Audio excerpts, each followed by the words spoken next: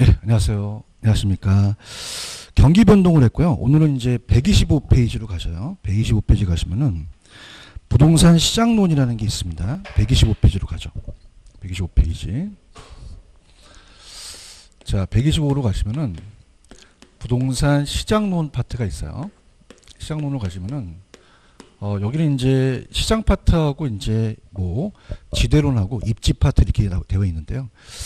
시장이라는 자체를 우리가 기본적으로 이제 그 책에서 이제 제가 체크를 해드리면은 부동산 시장이라는 자체는 불안정 경쟁이에요. 그래서 125페이지를 보시면은 시장에 대한 개념이라는 자체는 뭐 그냥 자 수요와 공급이 만나서 가격과 양이 결정되는 기구다 그렇게 보시고요. 자, 2번에 가시면 완전 경쟁의 성립 조건이라는 게 있어요. 자, 그래서 요게 이제 넘겨보시면은 1번서부터 쭉 나옵니다. 그죠? 그래서 이제 그걸 설명해 드리겠는데, 자, 우리 부동산 시장은 불안정 경쟁으로 분류를 해요. 자, 그래서 완전 경쟁 시장이라는 것은 완전한 경쟁을 이루는 시장은 이론상이에요. 그죠? 그래서 완전 경쟁 시장은 현실에 나타나는 시장이 아닙니다. 그래서 이건 이론상이다. 그래서 완전한 경쟁 시장이라는 건 학자들이 만든 이론으로서 우리가 요건 기준을 놓는 거예요. 자, 그럼 우리가 거의 다 부동산 시장 외에는 다 불안전하거든요. 그죠? 그래서 우리는 불안전 경쟁 시장으로 분류를 한다. 불안전 경쟁 시장이다. 이렇게 잡으시고요. 그래서 우리 부동산 시장은 분류를 부동산에 대한 분류를 불안전 시장이다. 이렇게 잡으시면서 강의를 들어보시면 일단은 조건을 네 가지 조건을 하나도 만족을 못해요. 완전한 우리가 불안전으로 볼 수 있는데요. 완전 경쟁은 완전한 경쟁이다 보니까 다수의 수요자와 공급자가 시장에 참여를 합니다. 수요자 공급자.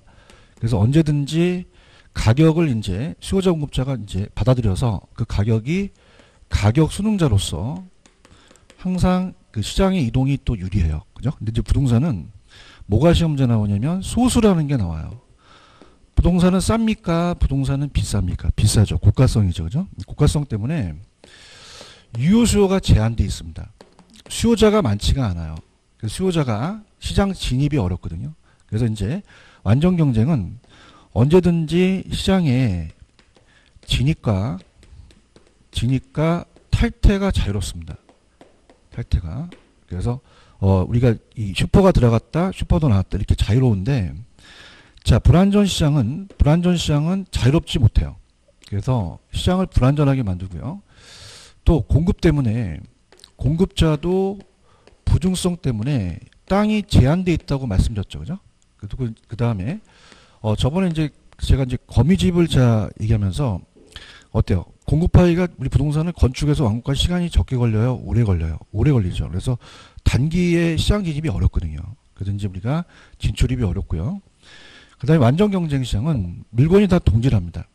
동질성이라는 개념을 갖고 있어요. 근데 부동산은 비동질하기 때문에 개별성 때문에 비동질성을 갖고 있다. 그래서 개별성이라는 특성 때문에 다 틀리다는 거. 그 다음에 완전 경쟁 시장은 완전한 정보입니다. 저게 칠판 주기가 1,000원이라는 걸 다 알고 있어요. 그래서 완전한 정보를 가지고 있고, 근데 부동산 시장은 불안전해요. 불안전하다 보니까 정보 비용이 또 들어가고요. 자, 불안전한 정보니까 정보 비용도 들어가고 정보 탐색 비용도 많이 들어가겠죠. 이렇게 해서 우리가 보시면 돼요. 무슨 말씀인지 아시겠죠? 그죠? 그래서 우리는 부동산 시장은 완전 경쟁에 들어가요? 불안전에 들어가요? 불안전에 들어가죠. 그래서 불안전 경쟁 시장이기 때문에 부동산 시장의 특성이라는 게 있어요. 부동산 시장의 특성. 그 특성하고 기능이 다릅니다. 그래서 이제 특성과 기능을 구분해서 암기를 하셔야 돼요. 자, 그럼 제가 부동성 때문에 지역마다 똑같아요? 지역마다 달라요? 다르죠. 그래서 시장의 국지성이라는 말을 쓰거든요. 그 시장의 국지성은 말을 쓰기 때문에 부동산은 지역마다 다릅니다. 그럼 부동성 때문에 다르다는 거를 배웠죠. 그래서 전국이 부동산이 다 틀려요. 그래서 서울하고 이제 가까운 인천시가 좀 크죠. 그래서 인천하고는 부동산이 다릅니다. 자, 이게 만약에 모나미 부편이라면 만약에 서울에서 1,000원이면 인천에도 전국 다 1,000원이죠. 그죠? 전국 시장을 다 커버해서 1,000원이라는 가격이 다 형성이 될 수 있어요. 근데 부동산은 그냥입니까? 지역마다 다릅니까? 자, 이 볼펜은 움직일 수가 있기 때문에 자, 인천에서 초과 공급이 발생됐다 하더라도 초과 수요가 된다면은 트럭으로 옮겨서 수급 조절이 돼요. 근데 부동산은 어떻게 옮길 수가 있어요? 옮길 수가 없어요. 없기 때문에 가격 격차가 연계가 이제 나타나는 거죠. 그죠? 그래서 이렇게 보시면 되고요. 그 다음에 시장이 분화되어 있어요. 이렇게. 자, 세분화되어 있어서 서울도 구마다 틀리고 동마다 틀려서 이렇게 나눠집니다. 자, 이렇게 시장이 세분화되어 있다는 거죠. 시장이 세분화되는 것은 자, 움직이지 않기 때문에 부분 시장으로 나열돼요. 그럼 우리 부동산은 정부 입장에서는 전체에 대한 전국 시장을 봅니까? 지역별로 봐야 됩니까? 지역별이죠. 그래서 이런 것들이 다 부동성이라는 것 때문에 그렇다는 게 나올 수가 있고요. 그 다음에 두 번째는 자, 부동산은 다 똑같아요? 달라요? 다릅니다. 그래서 완전 경쟁 시장은 동질성이라는 말을 써요. 근데 부동산은 다 똑같아요? 달라요? 다르기 때문에 자, 한번 거래가 되면 다 공개가 되거든요. 예를 들어서 코카콜라가 500원이다. 그럼 여기만 500원이 아니라 전국이 다 500원이죠. 그럼 그걸 먹으면 이제 500원이라는 가격과 정보를 다 알고 있어요. 근데 부동산은 개별성 때문에 자, 개별성 때문에 동질해요, 비동질해요. 비동질하죠. 그럼 거래가 은밀하게 이루어져요. 공개 안 하죠. 그죠? 은밀하게 이루어진다는 것은 굉장히 사적이에요, 공적이에요. 사적이죠. 그럼 정보 수집이 쉬워요. 정보 탐색 비용이 오래 또 많이 들어가죠. 그죠? 이렇게 보시면 되고요. 그 다음에 우리가 개별성 때문에 표준화되어 있어요. 좀 일문일가가 안 되니까 비표준화되어 있어요. 비표준화되어 있죠. 그러니까 비표준화되어 있다. 이렇게 이제 비표준화성이라는 걸 가지고 가지고요. 자, 그 다음에 이 칠판 주기는 똑같다 보니까 본사에서 물건을 띄워다 팔 수 있죠. 근데 부동산은 본사에서 똑같이 도매상, 소매상이라는 거 못 들었잖아요. 유통구조를 통해서 집중 통제가 어려워요. 그럼 조직화되어 있다, 비조직화되어 있다. 그럼 우리가 앞에 B라는 게 꼭 들어가야 되거든요. 빠지면 안 됩니다. 그래서 우리가 3B라는 거 꼭 기억을 하시고요. 그 다음에 세 번째 잘 뜨는 거는 자, 수급 조절이 안 돼요. 수급 조절이 곤란성입니다.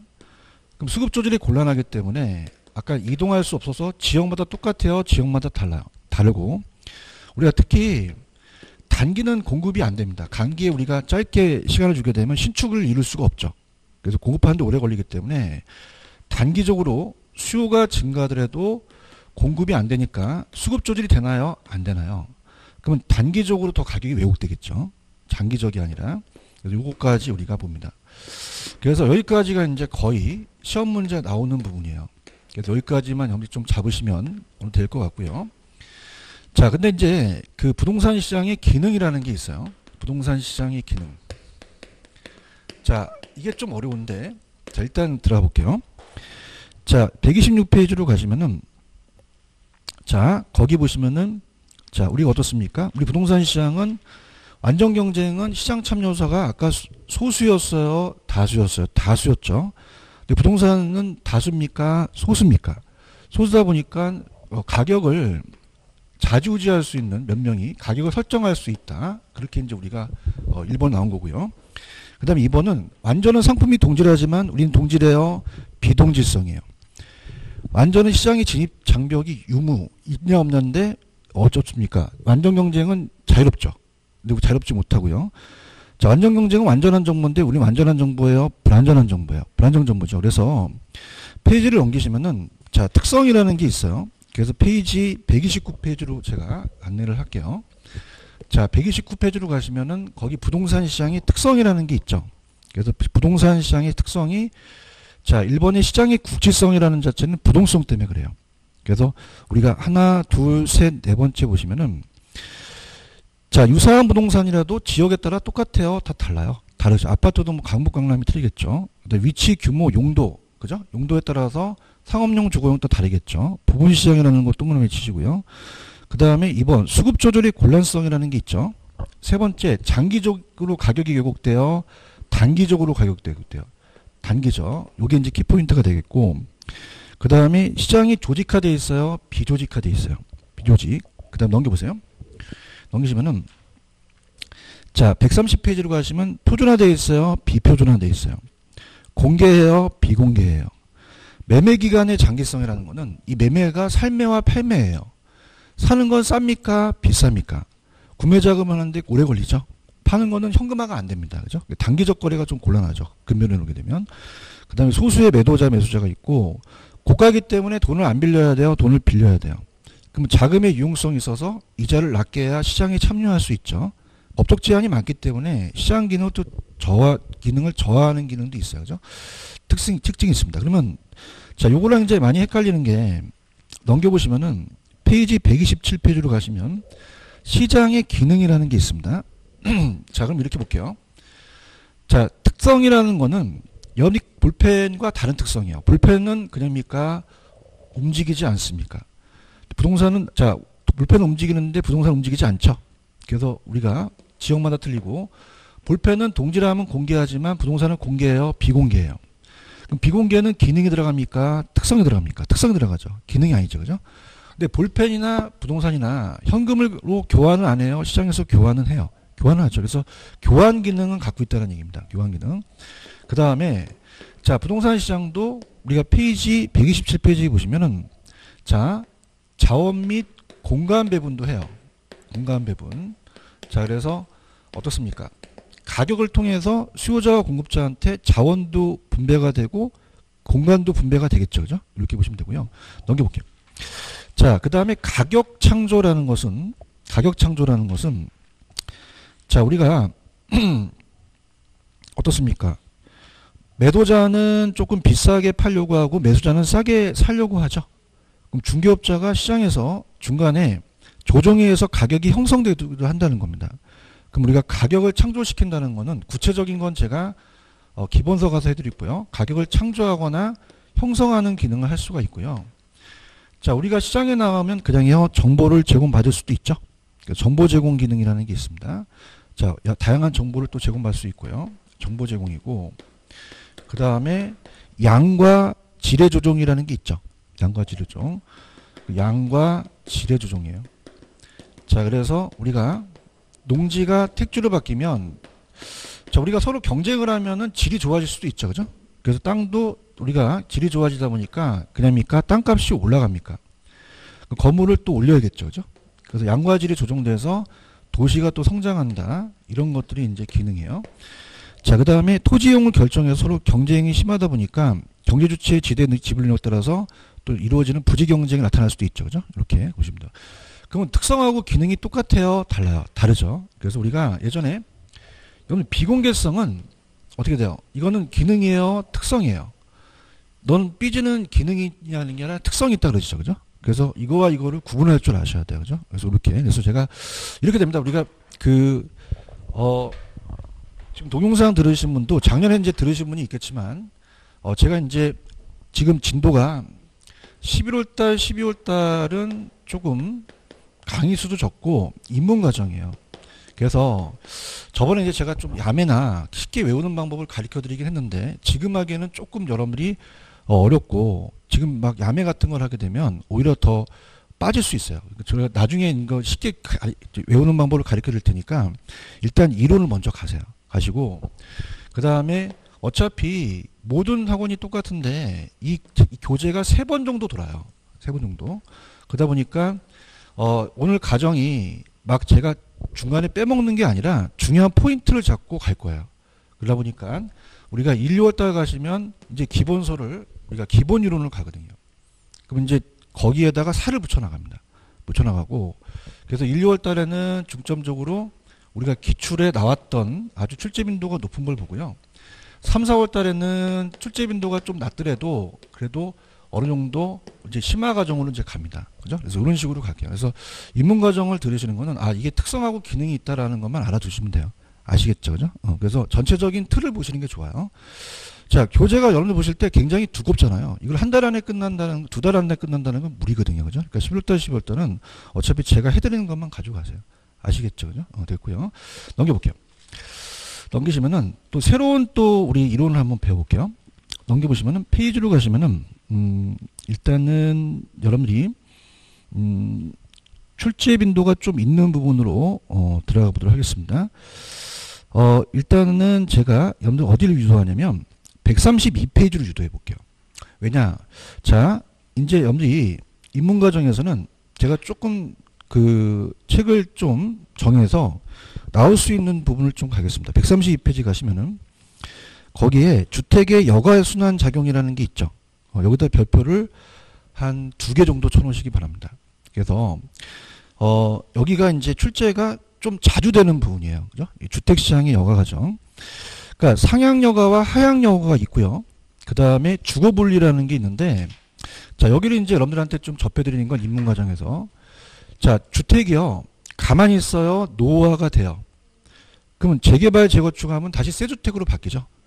이 주택이 여가 과정에 순환한다는 얘기인 겁니다. 그래서 이쪽 파트가 좀 출제 빈도가 높아요. 그죠? 그래서 이쪽 파트는 좀 위주로 가서 좀 여러분들한테 말씀드리겠습니다. 자, 그래서 입문 과정은 요거 다음에 제가 순서를 매기라면 주택 시장의 여가 과정이에요. 여기를 좀 잡았었으면 해요. 자, 주택 시장의 여가 과정은 주택이 고가 주택이 항상 새 주택이에요. 노후화가 돼요. 그럼 다시 부시면 다시 재건축 재개발하죠. 그러면서 주택이 순환 과정을 돈다는 얘기예요. 그래서 우리가 상향 여가와 하향 여가라는 거와 그 다음에 주거 분리라는 거는 잘 사는 동네와 못 사는 동네가 나눠지거든요. 그죠? 그러니까 요 정도. 그래서 그걸 이제 핵심적으로 여러분이 먼저 잡았으면 합니다. 자, 그래서 제가 이제 제목을 적어 볼게요. 주택시장의 여가 과정입니다. 주택시장에 들어가겠습니다. 주택시장의 여가 과정.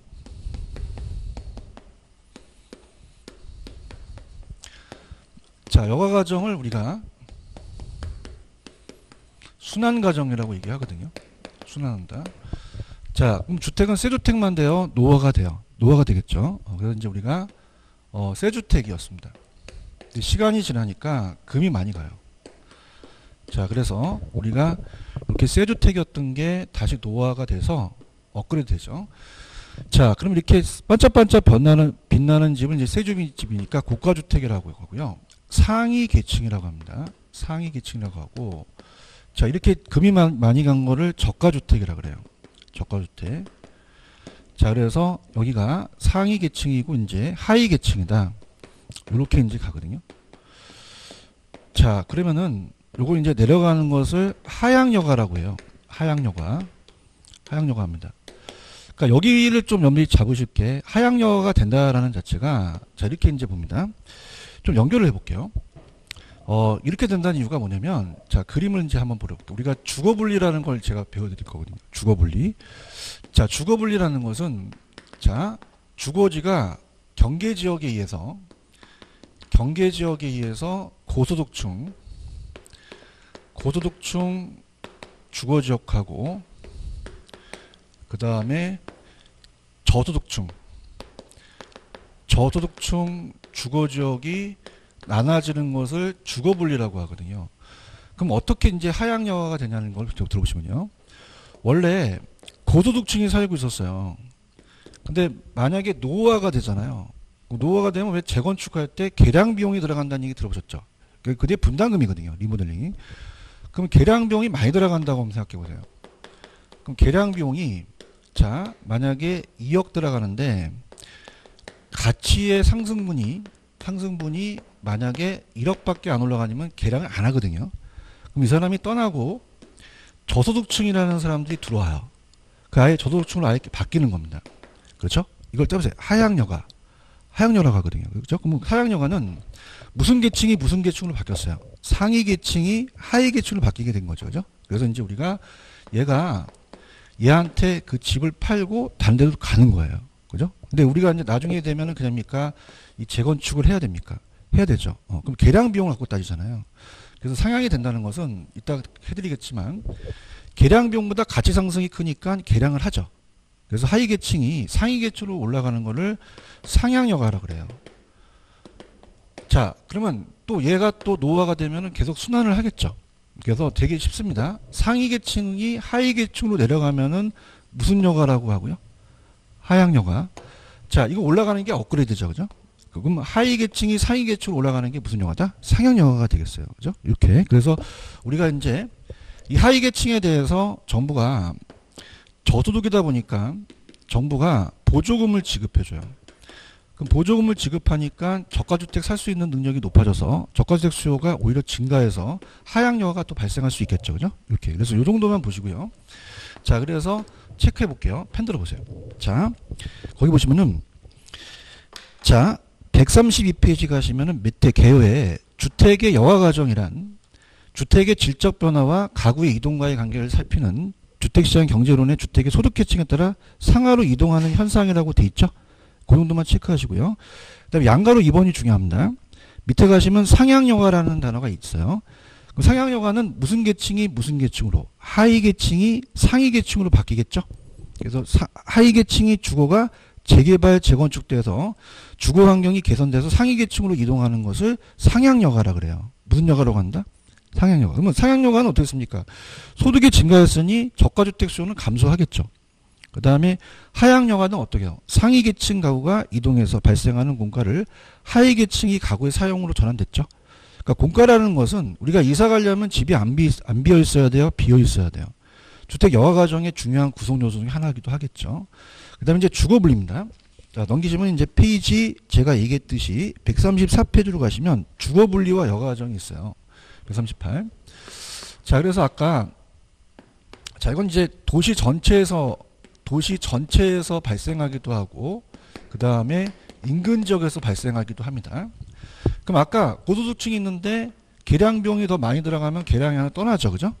그래서 저소득층이 들어오는 걸 침입이라 그래요. 우리가 적군의 침입이라는 것은 이질적인 요소잖아요. 그죠? 그래서 얘가 계승으로서 천이한다, 바뀐다 그래서 우리가 저소득층으로 바뀌는 거는 하향여가에 들어갑니다. 무슨 여가에 들어간다? 하향여가. 자, 그럼 이렇게 되면요. 여기가 재개발, 재건축을 안 하면 그냥요. 환경이 안 좋아져요. 그럼 쓰레기 밀입장이 들어오시죠. 그죠? 그러면 긍정적입니까? 부정적입니까? 부의 복과가 발생해요.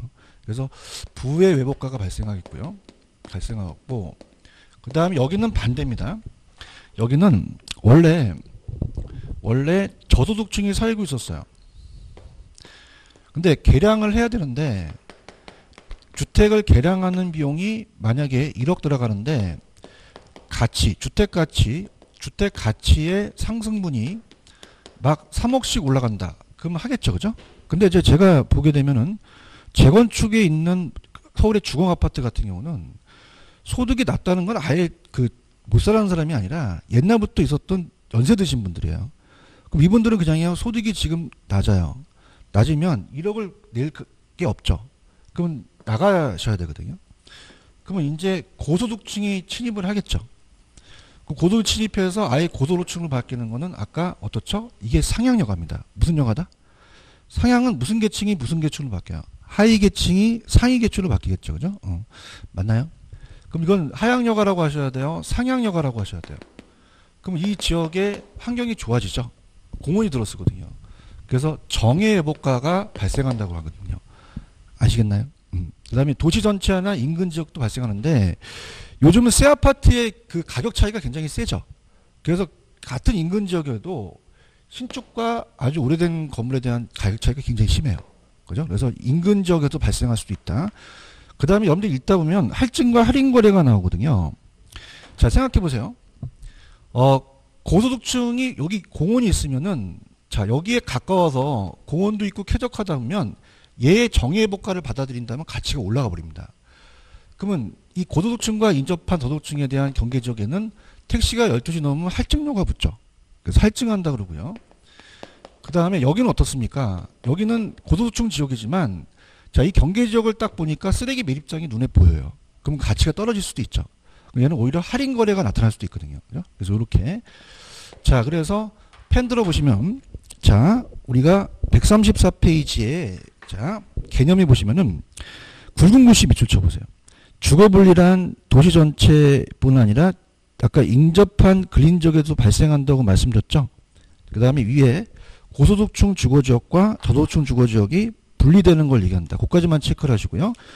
그 다음에 우리가 주거분리는 어떻게 돼요? 정해회복가는 우리한테 편익을 추구하죠. 부해회복가는 또 피하려는 동기가 있다. 그 다음 오른쪽에 보시면은 여가작용에 대해서 나온 게 있어요. 그래서 그것도 굵은 시간 나면 아까 할증 할인 거래 아시죠? 고소득층 주거지역과 인접한 저소득층은 정해회복가에 인해서 할증이 되겠고 저소득층과 인접한 고소득층은 부해회복가에 인해서 할인 거래가 되겠죠. 그 다음에 친입과 천이라는 것은 자 이렇게 됩니다. 자, 지금 여기서 동그라미 2번에서 얘기하는 거는 친입하고 천이라는 게 있거든요. 그러면 니은의 위에 보시면은 하향여가에서 저도층에 들어가서 침입이 돼서 바뀝니다. 그러니까 무슨 말이냐? 자, 들어보세요. 침입은 이질적이기 때문에 들어있는 게 아니라 들어가는 게 중요하거든요.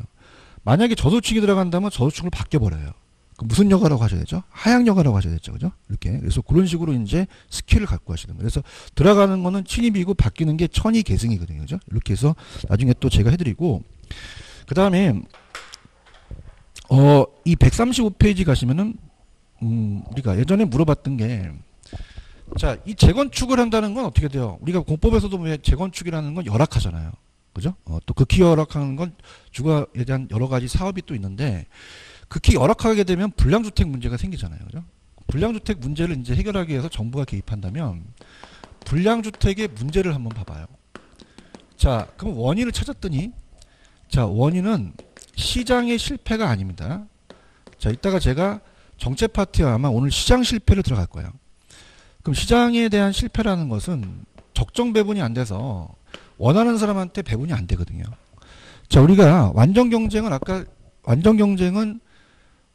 현실이었어요? 이론상이었어요? 이론상이어서 만약에 이게 100원인데 두 사람이 원하고 두 사람이 샀다면 완전한 경쟁 시장에서는 아주 효율적인 자원 배분이 잘 되거든요. 자, 근데 자, 어떻습니까? 시장이 실패가 아니라는 거는, 자, 이 저가주택은 얘가 살고 싶은 게 그냥이에요. 저소득 때문에 그래요. 그러면 고가주택을 사요? 저가주택을 사야 돼요. 사야 되죠. 그럼 원해서 샀거든요. 그러면 원해서 샀다는 거는 지가 시장에서 잘 돌아갔다는 얘기예요. 그럼 시장 실패가 아니라 그 주택에 대한 불량주택 문제가 아니고 저소득이라는 거죠. 자, 그럼 어떻게 됩니까? 가만히 있어야 돼요. 실질 소득을 높여줘야 돼요. 높여줘야죠. 철거 대신에. 그래서 자, 보시면은 원인. 자, 불량주택 문제는 소득 문제는 시장 실패가 아니라 자원의 효율적 배분이라고 돼 있죠. 자, 넘겨보세요. 그럼 대책은 어떻게 돼요? 철거를 해야 돼요. 실질 소득을 높여줘야 돼요. 높여줘야 되죠. 그 정도 보시면 돼요. 무슨 말씀인지 아시겠죠? 그죠? 이렇게 잡으시고, 그 다음에 136페이지로 이제 넘어가시면은, 자, 입문과정에서는 부동산 시장과 정보 효율성에서 효율적 시장만 가져가세요. 할당 효율적 시장은 좀 어렵습니다. 효율적 시장은 주식 시장에서 따온 거거든요. 그죠? 그래서 이제, 자, 들어보시면요. 자, 정보가 사실이든 아니든 주식 시장에서는 어떻게 됩니까? 정보가 안 민감해요? 굉장히 민감해요. 부동산도 정보가 민감해요. 그럼 새로운 정보가 얼마만큼 가치에 반영되는가를 우리가 효율적 시장이라고 하는 거거든요. 그 효율성이라고 하고 그 시장을 효율적 시장이라고 하는데, 자, 부동산도 생각해 보세요. 우리 집 앞에 전철역이 3번 추가 뚫린다고 3년 있다가 뚫린다고 해서 3년 있다 가치가 오르겠어요? 지금 즉시 오르겠어요? 즉시 반영된다는 얘기죠. 그래서 효율적 시장을 써먹겠다는 얘기예요. 그죠? 주식 따온 거. 그래서 요 효율적 시장만 가져가시는 게 좋아요. 할당보다. 그래서 효율적 시장 이론으로 가는데, 효율적 시장은 별표 3개짜리입니다. 3개짜리. 그래서 자, 갑니다. 효율적 시장으로 갈게요. 출제 빈도 높습니다. 얘는. 그래서 별표 3개짜리인데, 자, 들어볼게요. 부동산도 정보가 안 민감해요? 굉장히 민감해요. 민감해져. 그래서 우리가 이렇게 사거리가 있다면, 자, 여기에 전철역이 3번 출구가 뚫린다라는 내 토지가 있는데 3년 있다가 뚫린다고 해서 3년 때 가치가 오를까요? 지금 현재 가치가 오를까요? 현재 바로 즉시 오른다는 거죠. 그래서 이 정보가 반영되자마자 즉시 부동산 가치, 시장 가치에 반영되는 시장을 효율적 시장이라고 얘기해요. 그래서 밑에 시장의 효율성이라는 자체는 새로운 정보를 얼마나 지체 없이 가치에 반영하는 걸 말하고, 새로운 정보가 지체 없이 즉시 우리가 즉각 가치에 반영되는 시장을 효율적 시장이라는 거 꼭 체크하시고요. 정보가 나라마다 똑같겠어요? 다르겠어요? 그러면 효율적, 그 형태, 어떤 형태의 효율적 시장은 시장이 존재하는 나라마다 다르죠? 효율성도 다르다는 얘기예요. 효율적 시장은 이 정보를 따라서 과거냐, 현재냐, 미래냐에 따라서 약성, 중강성, 강성으로 이루어져요. 그죠? 그래서 이제 본다면, 자, 들어가 보도록 하겠습니다. 자, 갈게요. 자, 우리가 정보라는 자체가 과거, 현재, 미래가 있어요. 과거가 있고, 현재가 있고, 미래가 있거든요. 그럼 과거까지만 반영되는 시장은 좀 약하다 그래서 약성이라는 표현을 쓰고요. 중강성은 강성에 준하는 겁니다. 강성은 아주 강한 거죠. 그럼 여러분들 가장 중요한 게 지금 시험 정보가 중요하잖아요. 그럼 1회 때서부터 30회 때까지는 지금 기출문제가 안 나와 있어요? 나와 있어요. 나와 있으니까 답하고 다 알잖아요. 그걸 우리가 꼭 제가 정보를 드릴 필요는 없죠. 몇 번이다 몇 번이다 할 필요 없는데 어떻습니까? 제가 이제 기출문제집을 다 6과목을 만들어서 여러분들한테 그 기출문제 모은집을 만약에 한 권을 막 한 50만 원에 팔려면 안 사시겠죠. 과거니까. 근데 지금 어떻습니까? 내년에 31회 때 이거 나옵니다라는 거는 수학연구고 지금 듣고 있잖아요. 그러니까 거의 시장은 중강성이에요. 그죠? 지금 여러분들이 만약에 오늘이 지금 여기 한 2시쯤이다. 그럼 그냥입니까? 핸드폰으로 주식을 봅니까? 보죠. 그럼 현재 정보까지 중강성이 대부분이라는 얘기예요. 자, 강성은요. 제가 만약에 시험지를 유출해서 여러분들한테 팔았다면 저 잡혀가죠. 그죠? 미래 정보는 제가 공개를 못한다는 얘기예요. 그럼 이거는 이론상이라는 거죠. 그럼 대부분 부동산 시장은 중강성에 들어갑니다. 어디에 들어간다? 중강성. 자, 그 다음에 우리가 페이지를 넘기시면요. 페이지에 138페이지 가시면은 기술적 분석과 기본적 분석이라는 게 나와요. 자, 여러분들 과거의 데이터를 분석할 때 그냥입니까? 기술이 들어갑니까? 기술이 들어가고 염두에 보실 때 과거의 데이터만 아니라 현재까지 분석하는 게 기본적이죠. 그래서 시험 문제가 과거를 분석하는 거.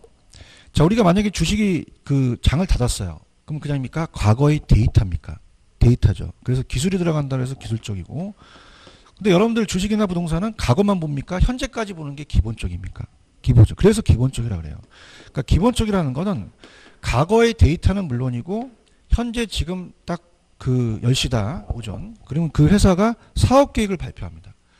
아니면 재무제표를 또 발표해요. 그럼 현재 볼 수도 있죠. 그게 기본적이라는 거죠. 자, 근데 이제 중요한 거는 정보를 얻으면 득이고 모르면 손해예요. 그래서 남들만큼 얻으면 정상이윤이고 더 얻는 게 초과이윤이거든요. 그럼 들어보시면 갑돌이가 만약에 1억이 있다. 자, A은행아 내가 1년 있다 너 1억 주니까 얼마 줄래? 그러면 만약에 연 2% 준다는 거는 누구나 받을 수 있는 이윤이에요. 이걸 정상이윤이라고 합니다. 그런데 자, 얘가 욕심이 있어서 부동산에 투자를 해요. 부동산에. 그래서 확정금리를 연 12% 받았다면 10%를 초과해서 받았죠. 그럼 누구보다 더 받을 수 있는 이 초과이윤이거든요. 그럼 10%를 초과이윤이라고 그래요. 무슨 이윤이라고 한다? 초과이윤. 자, 그러면 제가 동그라미를 한번 쳐볼게요. 자, 요렇게 이 시장 안에는 정상이윤만 얻습니다. 없고요. 정상이윤만 얻고 그 다음에 자, 요걸 넣으면 초과이윤도 얻을 수 있다는 거죠. 자, 그럼 가볼게요. 자입니다. 약속률 쪽 시장은 아까 그냥입니까? 과거만 반영됐습니까? 현재가 반영 안 했죠. 근데 이런 시장도 여러분이 있을 수가 없죠. 그냥 우리가 한번 만들어 놓는 거예요. 그럼 과거의 데이터로 분석하는 기술적으로는 정상이윤만 얻는다라는 것만 시험에 나오거든요. 근데 현재와 미래가 반영이 안 됐다고 가정하자는 거죠. 그럼 현재와 미래를 누군가가 정보를 살 수도 있잖아요. 그럼 그걸 얻으면 무슨 이윤도 얻을 수 있다. 초과이윤. 근데 부동산 시장은 다 약성, 강성이에요. 대부분 중강성이에요. 중강성이죠. 여러분이 지금 어떻습니까? 지금 한 오전 10시나 아니면 2시쯤이면 주식이 장이 열렸죠. 그러면 부동산도 지금 정보를 알잖아요. 그러니까 대부분 시장은 중강성률 쪽 시장이라는 거예요. 그럼 과거만이에요? 현재까지예요? 그럼 현재까지 분석하는 게 기본적 분석이라고 말씀드렸죠? 그러면 이 안에서는 무슨 이윤만 얻을 수 있죠? 정상이윤. 초과는 얻을 수 없어요. 왜냐하면 저 보세요. 여러분과 저같이 일반인들은 어디가 개발될지 알아요? 몰라요? 모르잖아요. 그러니까 미래의 정보에 따라서 초과이 발생한다는 거죠. 근데 강성은요. 현실입니까? 이론상입니까? 그럼 이론상이기 때문에 과거, 현재, 미래까지 다 반영된 시장은 이게 완전 경쟁과 가장 부합한 게 현실이 아니라 이론상으로 학자들이 만들어 놓은 거예요. 진정한 효율적 시장. 근데 강성은 잘 나타납니까? 안 나타납니까? 안 나타나요. 그럼 이거는 기술적 기본적 분석을 할 필요가 없죠. 그럼 어느 경우나 정상을 먹고 초과는 얻을 수 없는 시장을 얘기합니다. 아시겠죠? 그래서 제가 하라는 것만. 자, 일단 교재로 가시면은 페이지 가셔서 자 136페이지로 갑니다. 자, 천천히 가볼게요. 제가 하라는 것만 하세요. 자, 거기 보시면은 약성효율적 시장이라는 게 있어요. 그럼 약성이라는 자체는 그냥입니까? 과거까지만 반영이 되어 있습니까? 과거의 추세를 반영한 가치라고 되어 있거든요. 과거 역사적 자료를 분석하더라도 초과인을 획득할 수가 있어요? 초과인을 획득할 수가 없어요? 없죠. 여기까지가 시험 문제예요. 그죠? 근데 아직까지는 안 나왔는데 들어보세요. 자, 여러분들 여기는 지금 과거까지만 반영됐다는 자체는 말이 잘 안 되거든요. 그러니까 이런 겁니다. 이 시장은 거의 나타나지 않는 시장인데, 자, 예를 들어서 어디 섬이 있어요. 섬이 있는데 이 섬은요, 핸드폰도 없고 TV도 없어요. 그럼 현재 정보를 누구도 못 봅니다. 그럼 어디까지만 반영된 시장이죠? 과거죠. 얘기 좀 해주세요. 근데 이런 시장이 있습니까? 이런 시장은 소수입니까? 소수죠. 거의 없다고 봐야 되잖아요. 그럼 여기는 어느 정보까지만 반영됐죠? 과거. 그러면 여기서 잡지책이나 신문들이 왔다 갔다 하면은 일주일 전 건 볼 수 있죠. 얘기 좀 해보세요. 그럼 여기는 어느 정보까지만 알아요? 과거라는 거예요. 맞나요? 그럼 여기를 제가 혼자 들어가서 여기 근처에 다른 섬에 기지국이 있거든요. 잘 터지는 걸 갖고 왔어요. 그럼 현재 정보를 나만 볼 수 있다는 거죠. 미래 정보를 가지고. 그럼 나만 초과를 누릴 수 있는 시장이에요. 근데 이런 것은 현실에 안 나타나기 때문에 시험 문제 아직까지 나온 적은 없습니다. 그래서 약성은 이런 시장을 가정해서는 여기 안에서는 정상이 없고 초과는 얻을 수 없다까지만 시험 문제예요. 아시겠습니까? 그럼 다 대부분 시장은 그냥입니까? 부동산은 중강성입니까? 그 중강성이 오른쪽에 양가로 2번에 보시면, 자, 2번입니다. 자, 중강성은 과거예요, 현재까지예요. 그래서 새로운 정보가 공표되는 즉시 그 공표된 게 과거와 현재를 포함한 거거든요. 그 현재 공표된 정보라는 것은 과거까지 들어간 거예요. 자, 과거와 현재를 보는 게 그냥입니까? 기본입니까? 기본이죠. 그럼 기본적으로 한다면 이 안에서는 정상이면 없고 초과인을 획득할 수가 없어요. 그래서 중강성은 시장 참여자들은 모든 기본적 보수를 하고 있다고 전제한다면 기본적으로 초과인을 획득할 수가 있다, 없다? 없습니다. 그러나 뭐가 나왔었냐면 시험 문제. 자, 부동산 시장도 투기가 발생 안 해요? 발생할 수도 있어요. 발생한다는 자체는 그 사람들이 미래 정보를 캤기 때문에 그렇거든요. 그래서 초과인이 발생할 수도 있다라는 얘기죠. 중강성은. 자, 강성 갑니다. 강성은 1번 그냥입니까? 모든 정보가 다 공개됐습니까? 그럼 공표된 것이라는 게 과거와 현재고요. 공표되지 않는 미래 정보까지도 다 반영됐다는 얘기예요. 그럼 강성은 어떻게 됩니까? 현실입니까? 이론입니까? 완전 경제가 가장 부합하다고 얘기를 해요. 그럼 이번에 가시면은 강성은 어떤 정보를 이용하더라도 초과인을 실현할 수가 있어요? 실현할 수가 없어요? 없죠? 이렇게 가시면 됩니다. 아시겠죠? 그죠? 이렇게. 그래서 그 정도로 보시면 돼요. 그래서 진정한 의미 효율적 시장을 강성이라는데 강성은 현실입니까? 이론입니까? 이론이다. 그래서 그렇게 가지고 할당 효율적 시장은 잡지 마세요. 지금 여러분들이 지금 효율적 시장도 어려운데 할당은 제가 1, 2월 달에 가서 할당에 대해서 말씀을 드리도록 할게요. 무슨 말씀인지 아시죠? 그래서 오늘은 아까 제가 봤던 첫째 시간에 이제 얘기했던 다시 들어보세요. 부동산 시장은 완전 경쟁에 들어가요? 불완전 경쟁에 들어가요? 그러면 시장이 불완전하니까 어떻습니까? 정보가 다 똑같아요? 불완전해요? 그러면 초과인이 나타날 수도 있죠. 그 투기가 발생할 수도 있다는 거예요. 맞나요? 그래서 우리가 시장이 지역마다 다르고 부동산 때문에 물건마다 다르죠. 그죠? 그래서 개별성 때문에 비동질, 비표준화, 비조직, 비공개가 나타나는 거고요. 수급 조절이 올라와서 단기적 가격이 왜곡되고요. 근데 기능은 없어요? 기능은 있어요. 교환 기능이 있다는 거죠. 자, 주택은 그냥입니까? 여가가정이라는 게 있습니까? 그러면 상위 계층이 하위 계층으로 내려간다는 거는 자, 계량병이 많이 들어가면 계량 안 하죠. 그럼 여기를 떠나고 저소득층이 들어와요. 그 아예 하위 계층으로 바뀌어서 저소득층에 대한 지역이 만들어지고요. 자, 나중에 이제 그냥입니까? 상향 여가로 갑니까? 그럼 계량 비용보다 가치 상승이 크면은 개수선하죠. 그럼 하위 계층이 상위 계층으로 올라간다는 거죠. 그러면서 고소득층이 만들어지는 거죠. 그러다 보니까 나중에는 잘 사는 사람과 못 사는 사람들의 주거 분리가 된다는 얘기예요. 아시겠죠? 그 다음에 지금 효율적 시장은 자, 이거는 부동산에서 발전됐습니까? 주식시장에서 나왔습니까? 주식이죠. 그래서 주식시장도 이걸 똑같이 얘기하거든요.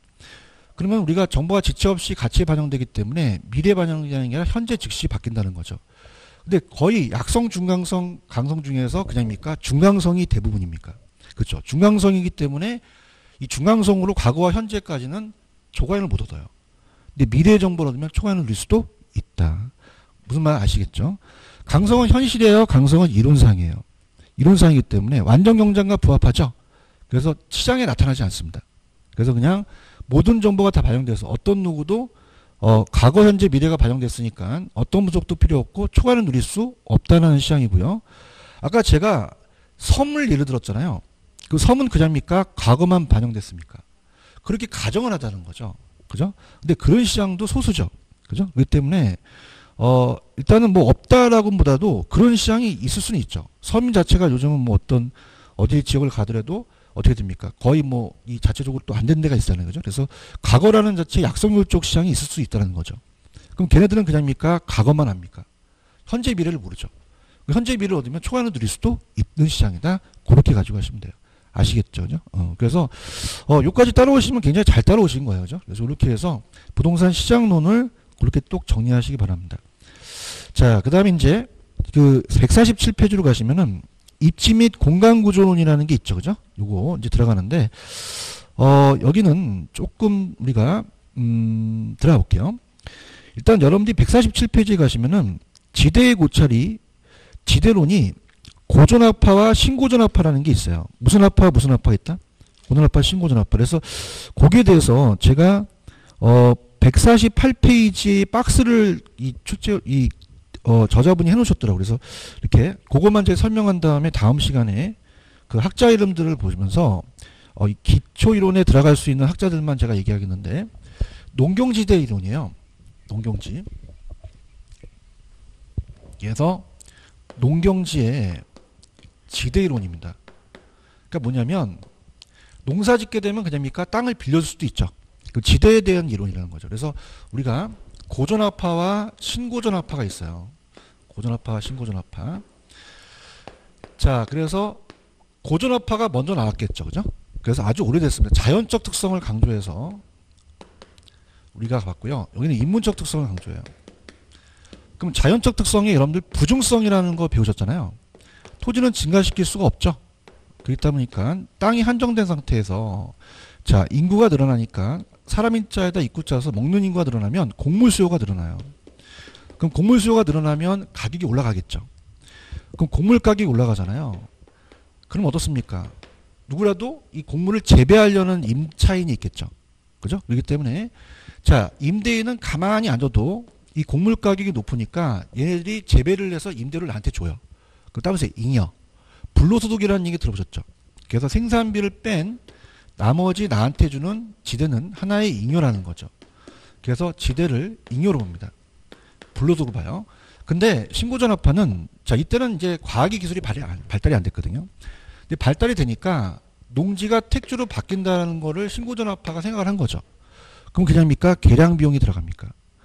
그러면 택지의 계량 비용을 많이 들이게 되면 분양가를 올려버린단 말이에요. 그럼 곡물 가격을 올려버리죠. 그래서 얘는 지대가 높아서 곡물 가격이 높다는 거죠. 이 곡물 가격 안에 이 지대가 하나의 생산 요소 비용으로 본다는 겁니다. 그래서 얘네들은 요소 비용으로 봐요. 생산 요소 비용으로 봐서 본다. 그래서 얘네들은 지대를 잉여로 봤기 때문에 토지를 굉장히 강조했어요. 그래서 토지는 자본과 구분이 된다. 돼서 특별한 거기 때문에 이 토지를 우리가 어떻습니까? 자체적으로 잉여로 보기 때문에 낮은 걸 뺀 다음에 잉여로 보자. 근데 얘는 그렇지 않아요. 그냥입니까? 비용입니까? 그러면 토지나 자본이나 다 비용이죠. 각각 n분의 1을 봐서 야, 이게 왜 이게 자체적으로 자본과 토지를 구분해야 되냐? 구분하지 말고 다 생산 요소를 봐야 되니까 똑같이 구분하지 말자는 얘기죠. 아시겠죠? 그죠? 갑니다. 자, 우리가 148페이지 박스로 정리해 볼게요. 자, 고전압파는 제가 지대를 그냥 봤어요. 잉여를 봤어요. 지대는 요소 비용이 아니라 생산물 가격이 지대를 결정을 하고요. 신고전압파는 제가 두 번째, 자, 이거는 잉여입니까? 요소 비용입니까? 지대는 요소 비용이므로 지대가 생산물 가격을 결정하죠. 이렇게. 그래서 우리가 그런 식으로 이제 보시면 돼요.